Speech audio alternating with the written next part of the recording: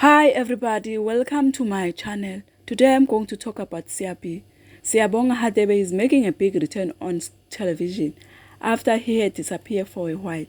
Between 2006 and 2009, Siyabonga stole the heart of many people when he acting on SABC1 in a drama series called The Place Called Home. Now he's back on screen and he will join SABC1 popular soapy Uzalo. Siyabonga has acted on various shows like Rhythm City, Ring of Lies, Generation, and many more. He also apologizes to his girlfriend, Lerato Mvelase, who is the mother of his child. He wrote the letter. The letter written, "I have not been the best boyfriend or the best father. I have disappointed Relato's family and my own.